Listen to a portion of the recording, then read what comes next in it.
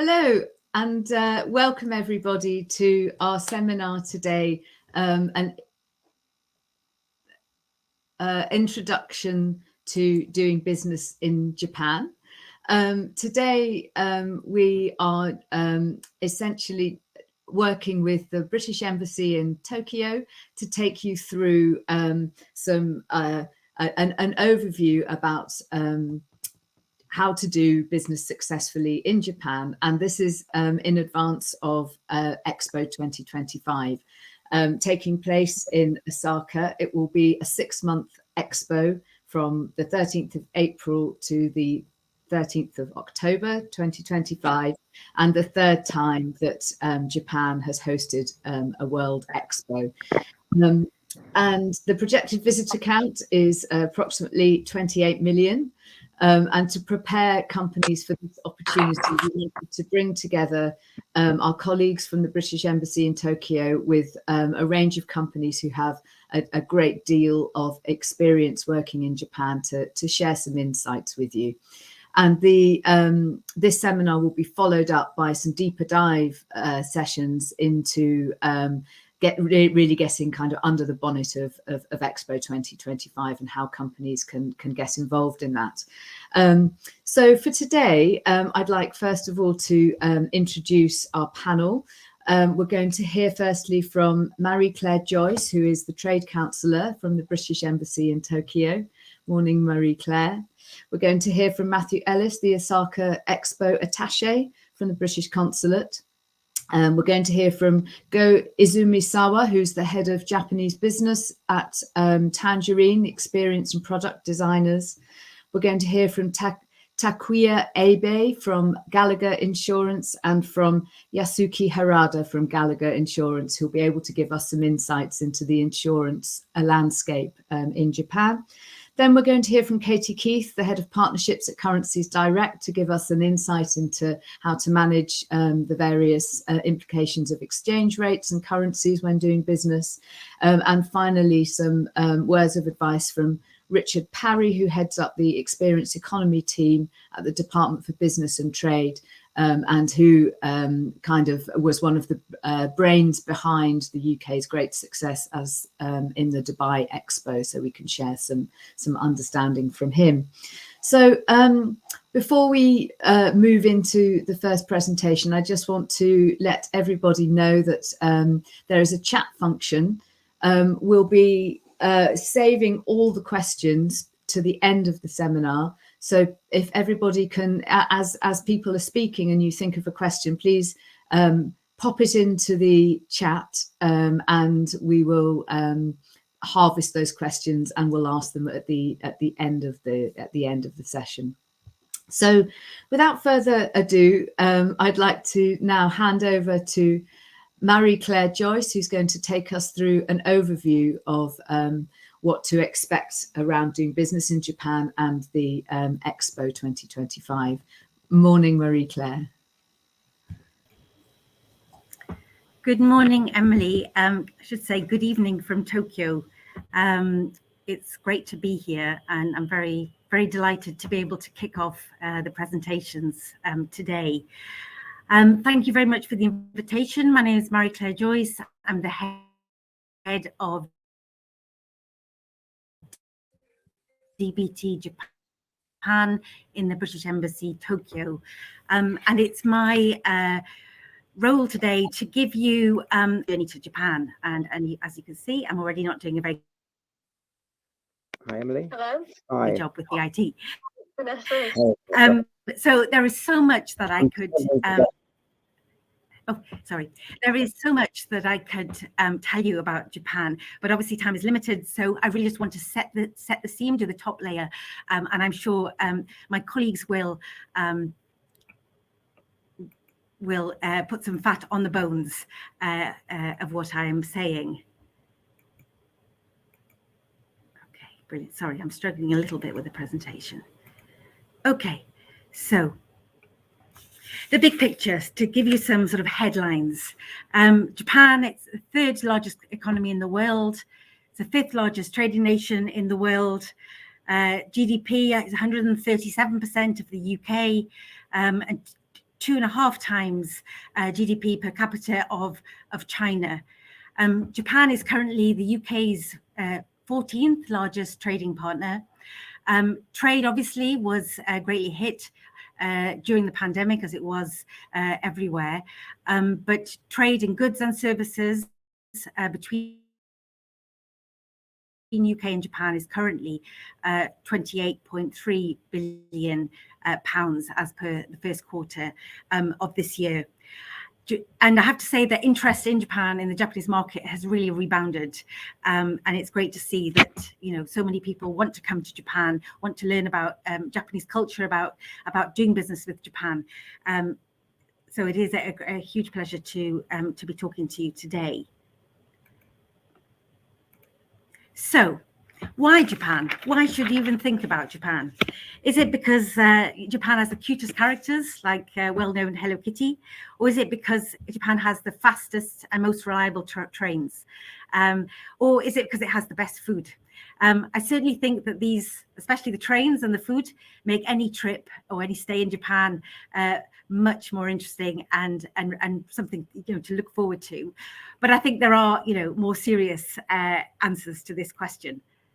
So let's have a look at those. So I think the first one to say is that the UK and Japan have enjoyed a really close partnership on all levels, across all sectors, and not just trade and investment, but science and innovation, government to government, on defence, really right across the spectrum.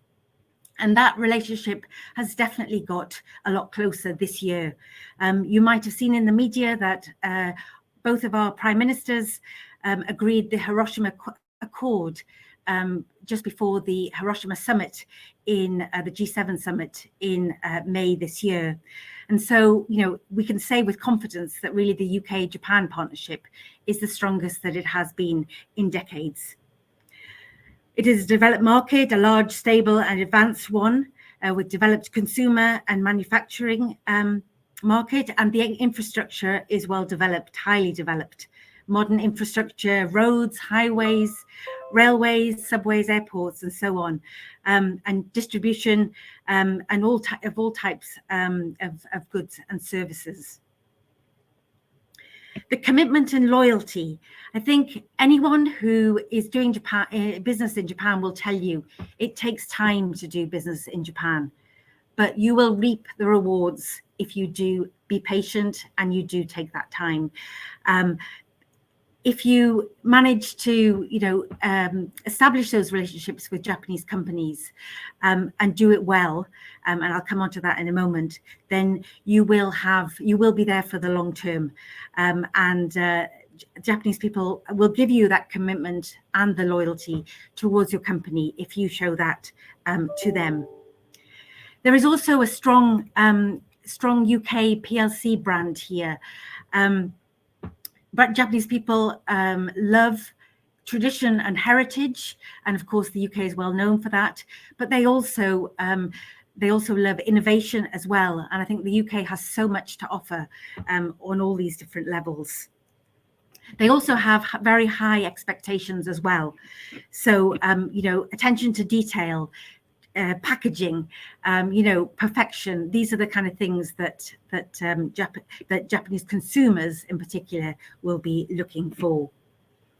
And I should also say that the Japanese government, under the direction of the Japanese Prime Minister Kishida, is really putting a lot of effort to get more FDI into Japan. More foreign companies, they are building ecosystem. JETRO are really have been tasked with a very, very ambitious target of investment into Japan, particularly initiatives around renewable energy, international financial centers, and the focus on developing that high-skilled workforce, bringing them into Japan. These are the high ambitions that Japan has. So I'd like to say a little bit about free trade agreements. So you might have seen back in 2021, when everyone was still in lockdown, that the UK and Japan agreed a free trade agreement. And this was the first free trade agreement that the UK government agreed since we left the European Union. And it's no surprise that it was Japan. And I think that's kind of, evidence of our strong relationship. It does build on the EU-Japan agreement that came into force before we left the European Union, but it goes much further, particularly in the fields of food and drink and digital trade, financial services, but also, overall tariff liberalization, a new TRQ system, GIs. And if you would like to know more information, I would really encourage you to look at gov.uk to read about all of the benefits for your company. As I've said many times, there's no point in having this agreement if companies don't use it. So we are doing a lot of promotion work on utilization to really show companies the benefits of that. More recently, in July, CPTPP, that amazing acronym that no one can quite remember, that was signed in New Zealand. So that means that the UK will be joining 11 other countries, and it's the first non-Asian country, or the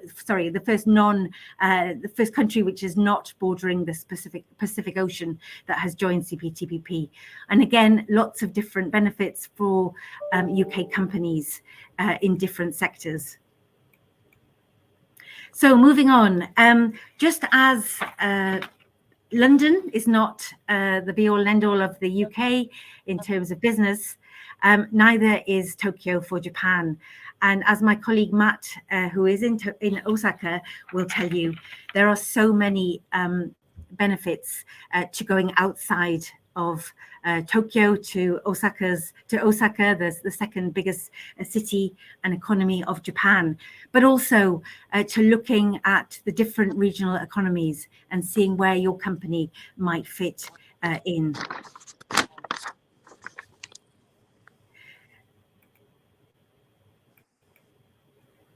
So if you Google, how to do business with the Japanese, I'm sure you will find hundreds and hundreds, if not thousands, of websites telling you to do this and that. And it can be very confusing, and it can put off some companies actually who are interested in doing business with the Japanese companies, but perhaps don't know where to start. I think essentially it's important to remember that so many Japanese companies are already doing business with foreign companies. And actually there's some really just key practical recommendations that I would say to you. And they are to, once you've established that contact, to keep in contact regularly, to visit the market whenever you can, or arrange to visit in another country if relevant. Explain your story, have a story about your product or your service, and if that is linked to a particular region of the UK or particular tradition in the UK, all the better. But have a story. Have your business cards, and as I said before, be patient. It does take time. Business is done in a very different way in Japan, and it's important that you try to understand that. Be punctual. Being punctual is so important in Japan, and also be yourself. I think whoever you engage with in Japan, they will want to get to know you as a person as well as your business. So just a couple of slides left. I'd like to just say a word about what my team does. So I have 22 staff working in the trade team in Osaka and Tokyo. And essentially, our task is to increase UK exports right across the board, and in particular to help UK companies, exporters, come to the Japanese market, to increase exports and help them if they want to settle in Japan, to help them to introduce and signpost them to the best people. So we do market research for people. We look out for the opportunities. If there are particular market access barriers in their sector, then we will lobby the Japanese government on those and try to find a resolution. We have a lot of UK government ministers, particularly this year because of G7, meeting meeting and coming over to Japan, we arrange visit programs for them, and we will always try to have commercial objectives at the heart of those visits to make sure that the ministers are really doing business for the UK. And finally, before I hand over to my colleague Matt, I wonder how many of you have heard about Export Japan. Maybe you can tell me in the chat. So I would really encourage you to go onto the Export to Japan website. It's a one-stop shop for Japan. It has case studies, it has podcasts, it has individual kind of one-pagers on how to set up a business, how to export to Japan, and lots of introductions of companies who have been successful in the Japanese market. If you do nothing else after this webinar, then please make it that one thing. Please make it that you visit the Export Japan website. It's our partner. They deal with a lot of inquiries that we don't focus on in DBT in Japan, but they work hand in hand with us. And all of the material on the website has been created by my team in Japan. So we do work very much hand in glove. So I think the final thing I would say is to, as I said, go onto the Export to Japan website. Also, if you're thinking about going to Japan or considering Japan as your next market, do your homework and have a plan for Japan. I'll leave it there and pass on to Matt, but I very much look forward to your questions later on. Thank you. Thank you so much, Marie-Claire. That's a really excellent start for us. Obviously, a really vibrant and potentially very fruitful market. So that's an exciting start. Now we'd like to ask a couple of questions of Matthew Ellis, who is the Osaka Expo Attache, and we don't want to preempt the deeper seminar, which will go into a lot of detail about the expo and what companies can expect.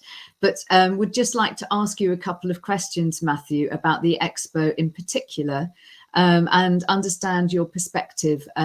What do you see as the major opportunities for UK companies in the experience economy for the Expo 2025? Thanks, Emily, and thanks also to Marie-Claire for taking us through a sort of fascinating introduction to doing business in Japan. I also found myself sort of taking some notes actually as we were going along, so that was really helpful. There are a couple of slides that we were gonna just take colleagues through or take participants through on the expo. And I think this slide actually in particular is especially relevant for the question that you asked about areas of opportunity. But I suppose just to give a tiny bit more context about the Kansai region and the expo, I'll just say a couple of quick words on that, and then get to your question about where we see the key opportunities for UK companies. So the Kansai region is huge and vibrant. It's the kitchen of Japan, and also the factory of Japan. It's the sort of the heart of industry here in West Japan. It makes up about 20% of Japan's GDP, and its population is about 3 times the size of New York City. So there are a huge number of people here, lots of businesses, and that of course creates lots of interesting opportunities. The expo is a really important hook for lots of those opportunities to come together. The focus of the expo is about designing a future society for our lives, which is a little bit of a mouthful, but it's very future focused, it's very human focused, and these are 2 very strong themes within within Japanese society. Of course, also that future focus pulls through lots of interesting opportunities around technology, which I think are probably really relevant for members when they're thinking about designing the experience for participants and for country pavilions. Yeah, and just very quickly on participating countries, we think there are around 153 countries participating, and 8 multinational organizations. and there are then also companies that have got sponsored pavilions and some very interesting thematic pavilions that are also there. So with that context in place, on your areas of opportunities, so we kind of break these down into three buckets mainly. So of course there are some opportunities around the UK pavilion, and the UK government is leading on the procurement of that. Those opportunities, of course, in the context of 150 other countries, are slightly limited, but definitely participants on the call should keep an eye out for those tenders for the UK pavilion coming through the Contracts Finder service, which you can see listed on the slide there. There's a big opportunity, though, around other participating countries and their pavilions. So there are around 50 self-built pavilions, and they will involve construction, design, architecture, fit out of the inside of the pavilion as well, and all of the services that are required to operate the pavilion, so catering and human resources and everything that's needed. There are then also opportunities across the broader expo. So these are providing the infrastructure and facilities that are needed for any big construction or any big event. And again, these are coming out from the Expo Association directly, and we've listed there on the slide the relevant link where you can go to find those. Yeah, I think that's probably everything I was going to say on this point. Not to sort of to cover too much of what we're going to get to in the second seminar in October. The only final thing to flag is for any members who are interested in being a bit more involved in Expo Business Opportunities. We are actually running an event in November, on the 1st and 2nd of November, here in Osaka. And if you have an interest in that, we would be, we'd be very keen to hear from you, ideally this week. Thank you so much. Thank you so much, Matthew. That's really, really, really helpful insight, and obviously, again, a very exciting opportunity that the UK companies in Experience UK have to engage in this market.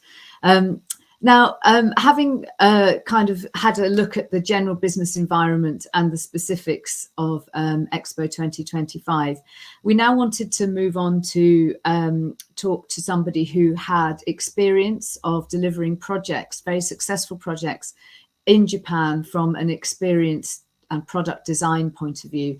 So I'm very, very pleased to introduce Go Izumisawa, who is head of Japanese business at Tangerine, the experienced designers and product designers who have done a number of very successful projects in Japan, including with Japanese Airlines and Okamura. And Go, welcome. I wonder if, first of all, you could tell us a little bit about how your relationships with Japanese Airlines and Okamura came about. Hi, everyone. Thank you, Emily. Sorry, actually, I didn't prepare any slide. I didn't do the homework, as Mari said. I hope it's okay. Yeah. So your homework was just to answer questions. So you have done your homework. Yeah. All right. Okay. So about the question, I'm working as a head of Japan business in Tangerine, and Tangerine, we have many major Japanese companies. We've been working with many major Japanese companies, such as you mentioned, the JAL, Okamura, Toto, Nikon, Toyota, and many others. And what is great for us is this is not only the one-time project. We have several projects with them, and we're keeping the great relationship with them for several years. And even this is actually before I joined. So how we can make it happen? So that maybe I can share with you today. So one of the case study of the business model which I can share with you is our signature program called Design Immersion Program. So this is a training program for the next leaders in Japanese companies. So in this case, that's a Japanese client. They will send their employee to our office in London, and they will stay in our office for 3 to 6 months. And we're making the hybrid team between tangerine designer and the client employees, and we're working together within the same office, and tackling the same issue and the same project.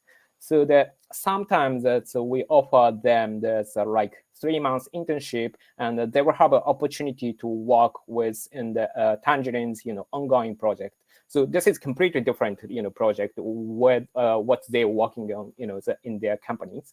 So they're running that's our method, tools, and skills, and the create mindset. And this is kind of just learning by doing in Tangerine.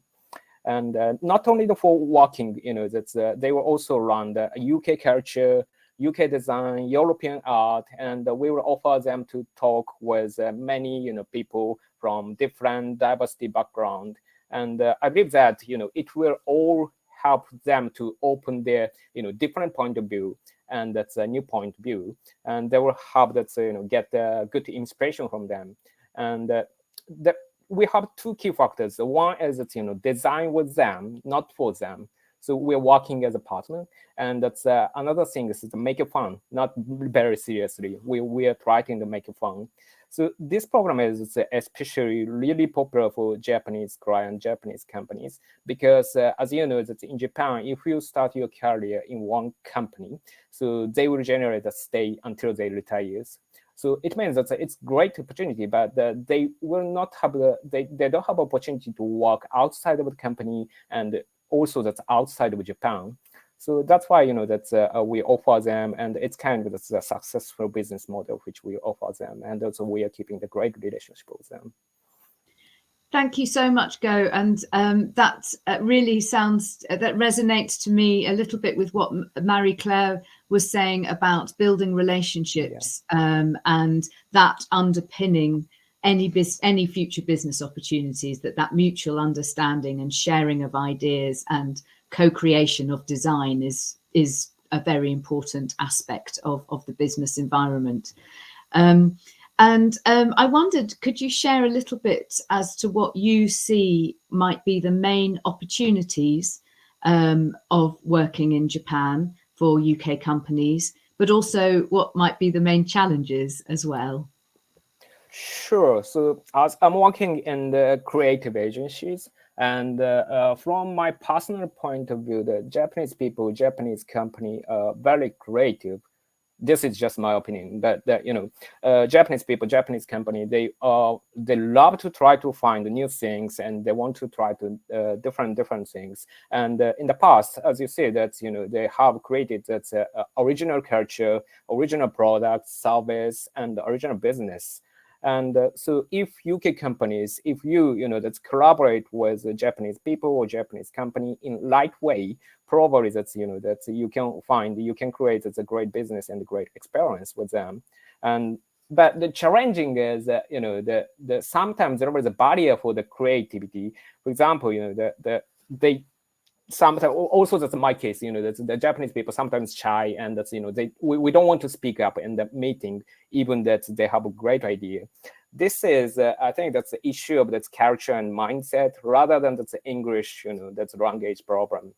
For example, that's in the school, that's if professor asks the question to Japanese student, it is very that's uncommon. They raise a hand, and that's even they have the great idea.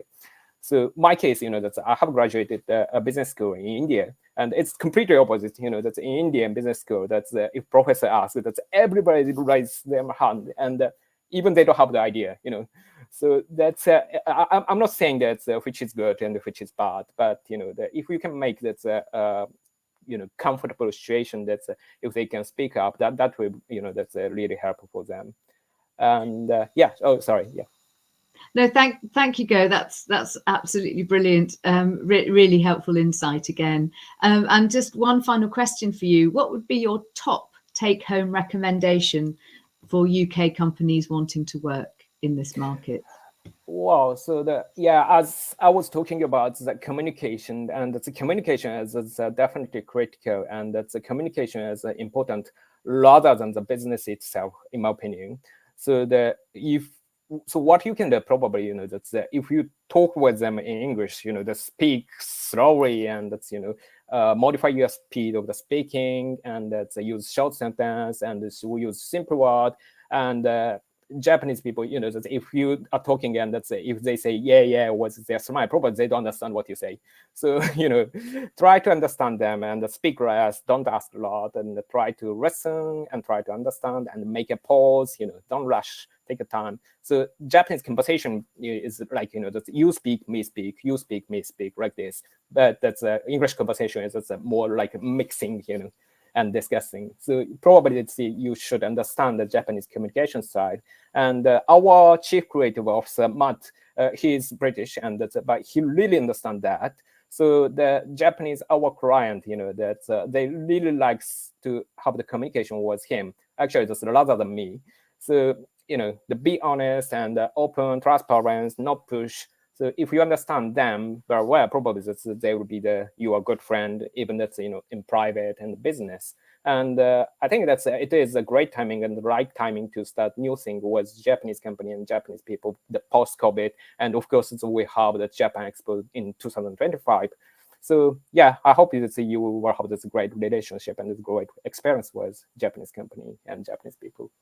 Thank you. Thank you so much, Go. And that actually sounds like quite valuable life lessons in general.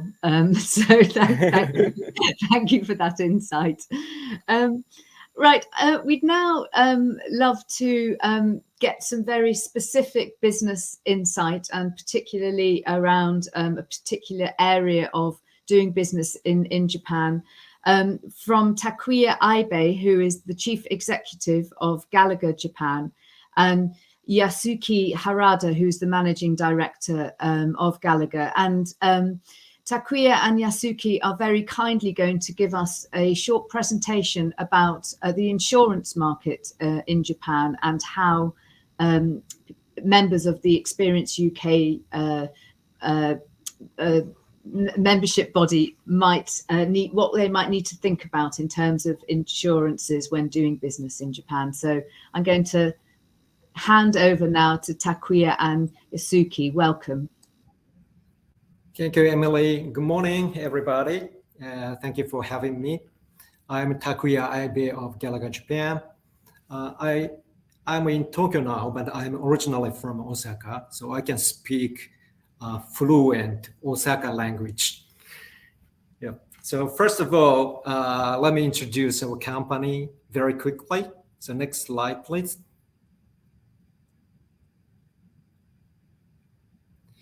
Yes, Gallagher is one of the world's largest insurance brokers with annual revenue of $8.4 billion. We are the fourth largest insurance broker in the world. And our parent company is listed on the New York Stock Exchange. Next slide, please. Gallagher Japan is a wholly owned subsidiary of Attache Gallagher US, and we are still small in Japan, but all our staff have extensive experience in insurance and risk management. Next slide, please. This slide shows landscape of the Japanese non-life insurance market. Japan is the fourth largest non-life insurance market in the world. And there are three large insurance groups: Tokyo Marine, Sompo Japan, MS&AD. MS&AD has Mitsui Sumitomo Insurance and Ioni Sedowa Insurance. And these three insurance groups have more than 80% of market share. Next slide, please. This slide shows key characteristics of the Japanese non-life insurance market. Most of Japanese insurers have high financial ratings by rating agencies. And like I said, the 3 mega insurance groups have, very big share, more than 80% share, and dominate the market. And most Japanese companies have in-house insurance agencies as their subsidiaries. Compulsory insurance, the workers' compensation, medical expense, and unemployment insurance are compulsory and covered under the state insurance scheme. And auto liability for bodily injury is also a compulsory insurance. And some personal line insurance like automobile or personal accident have tariff premium rates. And cash before cover, the Japanese policies have a cash before cover condition. This is one of the most important points. So you have to pay the premium before the coverage starts. So the coverage kicks in after the premium payment. And non-admitted insurance is prohibited. This is also an important point. So insurance for risks in Japan must be purchased from locally licensed insurers. And companies in Japan have relatively low deductibles. And Japan is not a litigious country, so people prefer to settle disputes informally through negotiation between the parties. These are key characteristics of the Japanese non-life insurance market. So on the next slide, my colleague Yasuyuki Harada will explain what we can help for UK company in Japan. So I would like to hand over to Yasuyuki. Okay, very good morning, everyone. Ohayou gozaimasu. From here, I'd like to explain what Gallagher can support UK company. As Takuya mentioned on previous slide, you may not be familiar to some regulations such like cash before cover and also non-admitted business compared to UK market. In order to solve, Gallagher Japan can advise you what insurance coverage you needed to purchase to meet local requirements. And secondly, the insurers you are using in the UK may have an office or an assigned fronting insurer in Japan. We will negotiate with them to arrange local policy in collaboration with Gallagher UK to get the best condition and prices for you. And if there is a claim, we will be actively engaged with the market, negotiating an optimum outcome for you.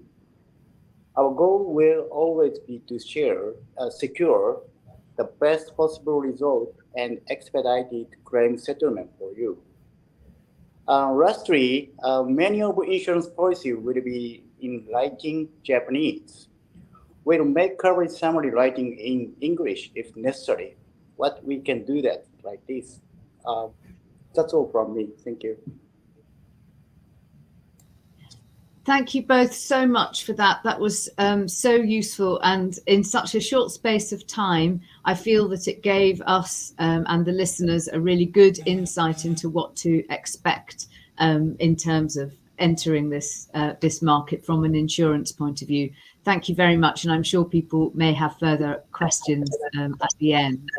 I'd now like to move on and again delve into another very specific part of doing business in Japan and talk to Katie Keith, who is Head of Partnerships at Currencies Direct. Good morning, Katie. Good morning, Emily. Just would love to understand with a bit more with your expertise in the Japanese marketplace and understanding currency exchange, what you might describe as the main risks in currency exchanges that businesses might face if working in Japan. Yeah, thank you very much, Emily, and good morning and good afternoon. It's an absolute delight to be here. I know a lot of you chiming in are likely already trading across borders, or if not, planning to. So the information that I provide today will be very useful when it comes to doing your homework, as Marie-Claire said earlier, because if you're not doing your homework, you're not setting a plan and you might plan to fail.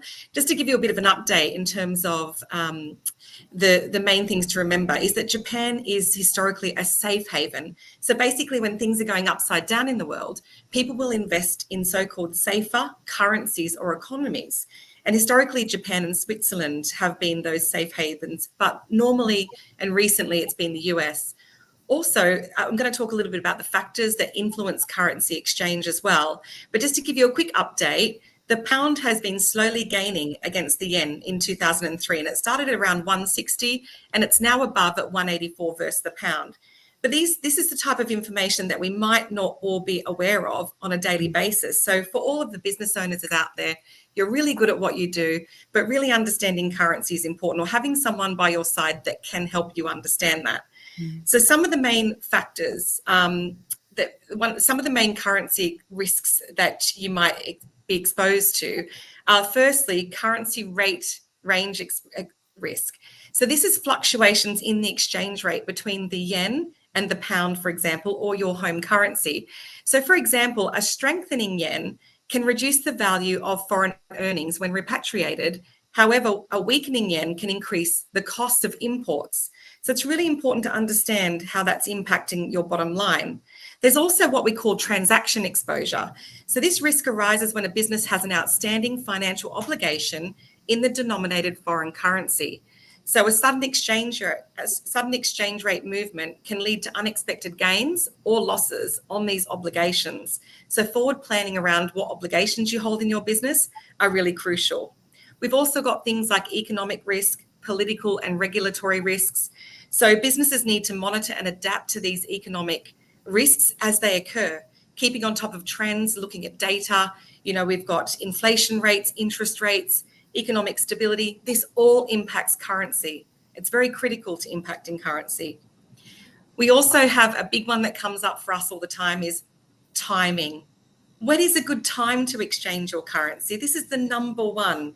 And timing mistakes can be quite significant and cause great losses on your bottom line. So if movements happen against the business's favour, this is something that they need to consider and take advantage of, looking at data and making sure they look ahead and do their homework. Also, I always recommend that when you're looking at using financial instruments such as hedging, forward contracts and options, you need to assess the costs associated with the risk in your business, because these can be quite costly, however, can also be quite important to making sure your forward planning is there. And then, of course, we've got geopolitical events. These are out of our control. However, we need to be aware of them. So hopefully these tips can help you mitigate currency risk in your business, but there is a lot to think about, to be fair. Thank you so much, Katie. And what I mean, you've given us some insights already in answer to your first question, but what are the main things that affect that currency fluctuation in Japan, and how can companies best manage their risk in relation to those? Thanks, Emily. Really good question. I think there's 4 key areas which I think are good to be aware of in terms of what affects currency fluctuation. So economic indicators. So this is sort of going back to that data that's released, and that's such as GDP growth, inflation rates, employment figures. This can all cause fluctuations in currency. We've also got central bank policies to consider. So decisions made by the Bank of Japan, such as interest rate changes and monetary policy, can see movements in currency too. And then the last 2, the first one is global economic events, again, out of our control. Trade tensions, geopolitical instability, global economic trends can really affect currency. And then also commodity prices as well, because Japan's reliance on imported raw materials and energy can make its currency sensitive to changes in commodity prices. So they're probably the four main factors that I wanted to share today. But in terms of how we can overcome that and understand how to manage currency risk, I do have quite a few things that you can do in your business. But I talked a little bit about currency hedging just slightly, but financial instruments like forward contracts and options can actually help you to lock in exchange rates for future transactions. So if you are looking at doing future business in Japan and you know what your tender or costing is going to be, this could be a really good instrument for you to look into as a part of your risk mitigation strategy. You also need to be monitoring market conditions. I talked about the 4 major events. You need to be on top of that, looking into how that's going to affect your timelines in terms of how you're going to operate in your business, and also budgeting and forecasting. Marie-Claire, that goes down to doing your homework. I think this is extremely important because accurate financial planning and taking currency fluctuations into account can be quite important to your company's bottom line. I also think the long-term planning between the UK and Japan in particular, you need to have a good strategy in place and you need to be working with the right financial partners. A lot of companies work with banks or foreign exchange partners like ourselves who are experts in managing foreign exchange and can actually tailor a solution that's right for you. This is possible. So if you're not doing that now, I would strongly encourage you to look into that. Natural hedging is something whereby if you are looking at expanding into Japan, for example, and you're starting to generate your own income, that's another way to offset currency risk because you can actually generate your own income for costs on the ground. But sometimes this takes time. And I think for a lot of people chiming in today, you may not be expanding operations into Japan. You may be working on projects in Japan. So that might not be necessarily relevant for you, but it is something to think about long term for your company. And then lastly, my other big tip is currency clauses. When negotiating contracts with Japanese counterparts, consider including currency clauses that define currency rate arrangements. I think this is really important. So overall, managing risk is crucial to your bottom line in your business. There are lots of tools and resources and strategies that you can put in place. But also, I think having a partner to work alongside you to support you through that process is quite important. Hopefully that was useful information, Emily.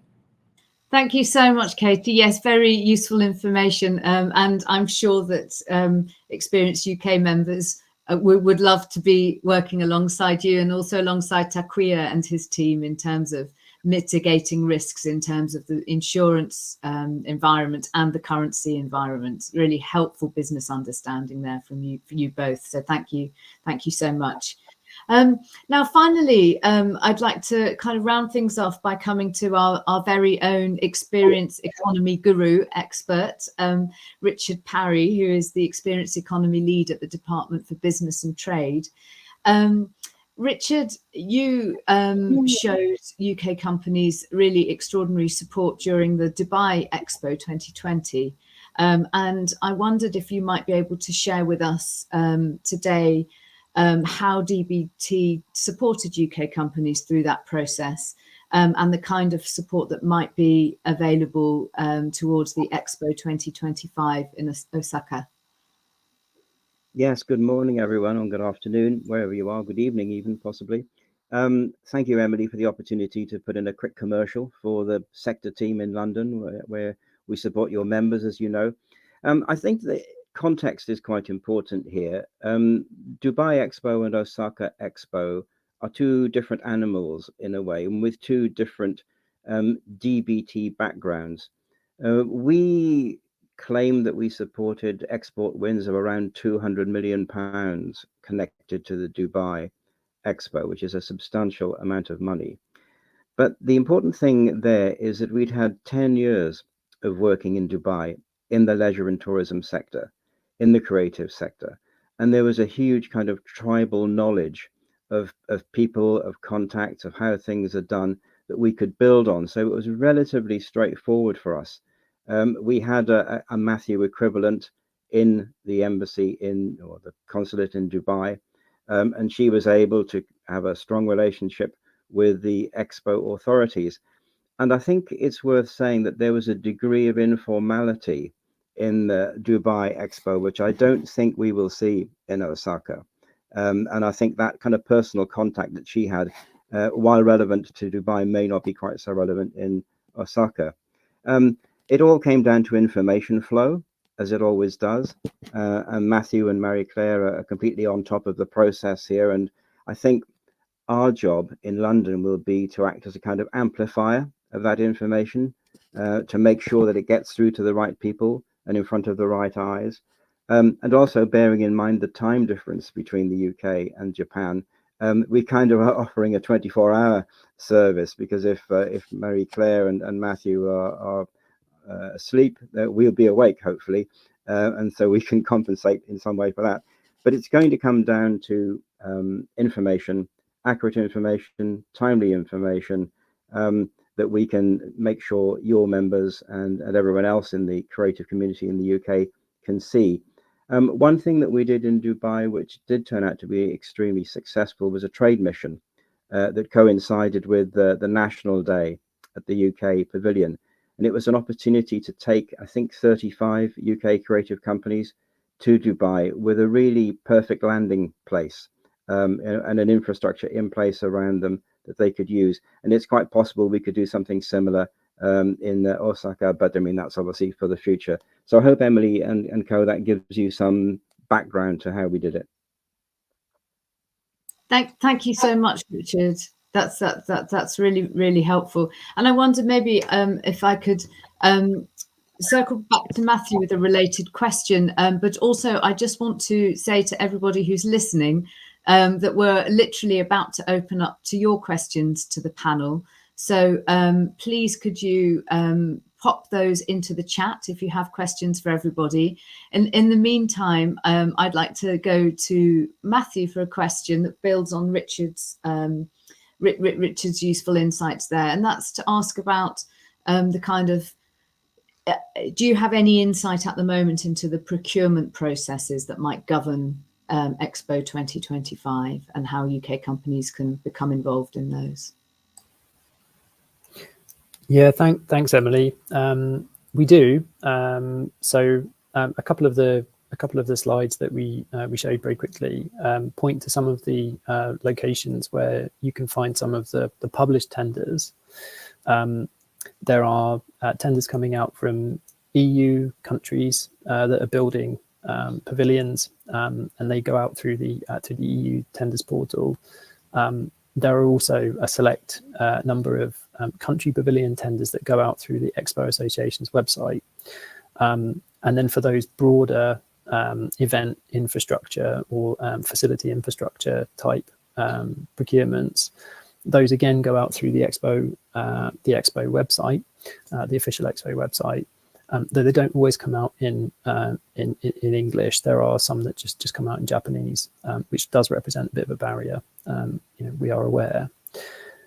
So there's a range of tendered opportunities that members can engage with, and our team are very happy to work with you in engaging with those. There are also slightly less visible partnering opportunities. So in many cases, a larger Japanese company will win a contract for a very broad area that they will take responsibility for, and then they will shop for the kind of capabilities that they need, or the kinds of technologies that they need. And again, there are those kind of opportunities which go slightly under the radar of the published tenders, and that we're aware of through networking and and other kinds of interaction with either the companies that win those tenders or other country partners. Thank you so much. That's very comprehensive. And I noticed that while you were speaking, Marie Claire put in the main big procurement links to the big procurement sites into the chat. So I suggest that everybody takes a copy and pastes the chat for that information. Meanwhile, I've seen a question here from David from WeJam in the chat, and it's a good question. It's one I was going to follow up if it wasn't asked. So thank you, David, so much. And that's advice on finding a local partner. In particular for David, it's to launch their immersive rockstar experience in Japan. And somebody may want to circle back independently to David about that. But in general, approaches and help in finding Japanese partners to work with. Maybe I could ask Go his opinion on that, being as you've done it so successfully for Tangerine. Okay, yeah, I agree with you, and that's if that's you're starting business in Japan, and if the Japanese market is important for you, definitely that you should find your local partner in Japan, or probably there are many Japanese people all working in UK, so that you can find Japanese people at least, and that's you can work with them as a freelance, or you can, if you want, so you can employ them, and even that will help for you, especially as I explained it, the communication is really important, and probably they will help your business. And but definitely, if Japan is an important market for you, probably you should find local partner in Japan. Thank you, Go. And actually, I've seen a follow-up question here from Jim Broughton.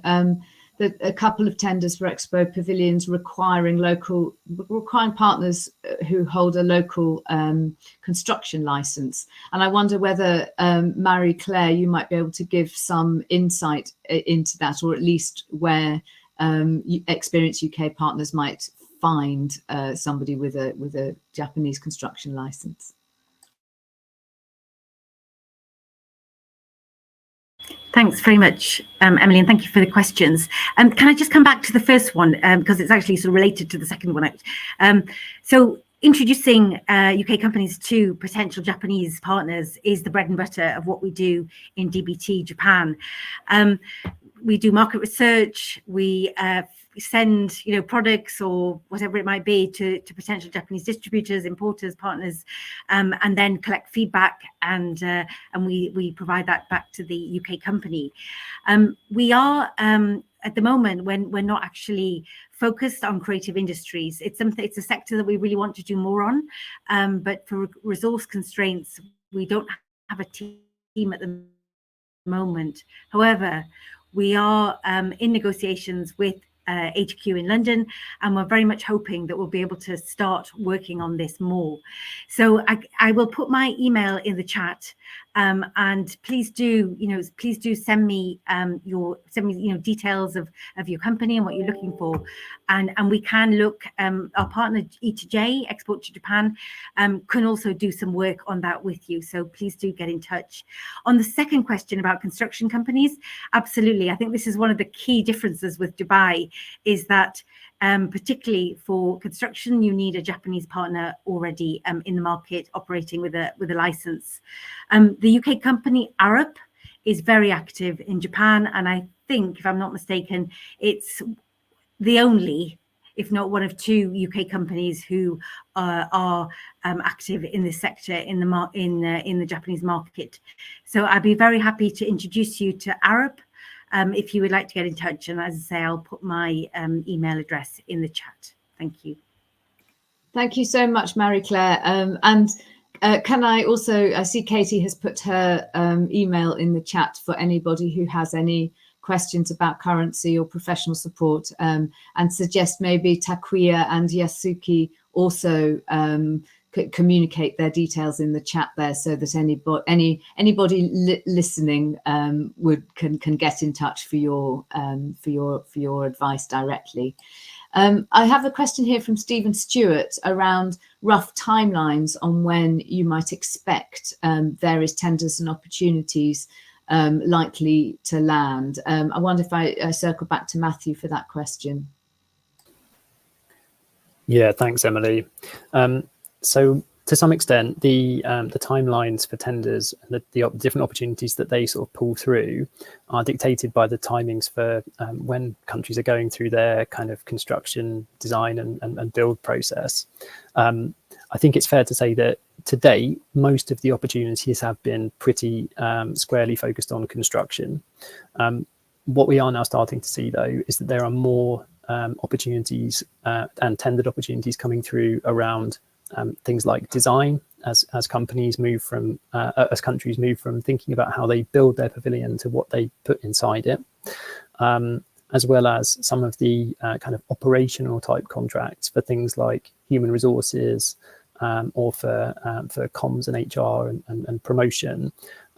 That's where we're starting now to see some of those more service focused opportunities coming through.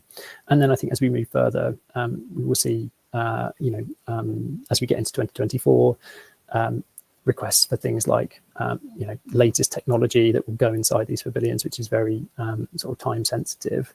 And the sort of the materials and those kinds of things that that countries need to actually put inside their pavilions. So yeah, moving from construction to design and services at the moment, I think.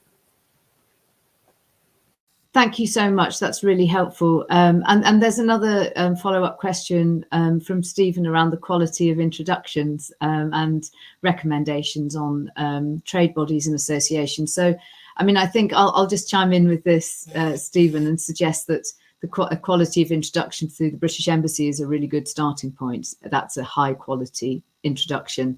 And that also Experience UK, the people on this call, and Ian within the Experience UK team can also help facilitate that. I think Marie Claire, you possibly put your hand up there with the suggestion also.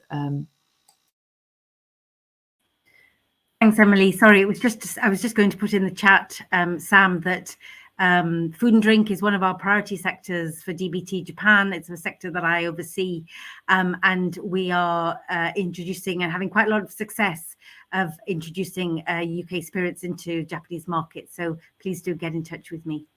Thank you. Thank you so much. Thank you, Marie Claire. Brilliant. Okay, so I can see Sarah's typing. I think Sarah, once Sarah's question comes in, that will have to be our last question. We'll just see, so just wait for that to come through. Oh, it was a thank you. Brilliant. So we'll now say goodbye. Again, I suggest. Oh, thank you, Michelle, who has suggested that it would be good to check with the British Chamber of Commerce. Also in Japan. So before we leave, I just want to say a last big thank you to all of the panel for your really helpful and diverse and complementary insights. I think it's really given a really good foundation for understanding about working in Japan. So thank you to Marie Claire, Joyce and Matthew Ellis from the British Embassy in Tokyo. Thank you to Go Izumisawa from Tangerine. Thank you for Takuya Aibe and Yasuki Harada from Gallagher. Thank you for Katie Keith from Currencies Direct. And thank you to Richard Parry from the Department for Business and Trade. And thank you from us all here at Experience UK for joining this morning. I hope that you've got everybody's email. If you haven't, contact Ian and Vanessa in the team, and they will be able to signpost you through to the next one. And join us for our next webinars, which are going to be, I think, planned for early November, where we'll go into a really deep dive on Expo 2025, and hopefully we can beat that figure that Richard kindly gave us on the value of UK contracts. We can make that even bigger for Osaka. So farewell, everybody. Thank you so much to our speakers. Thank you. Thank you. Bye-bye. Thank you. Thanks, Emily. Thank you. Thank you.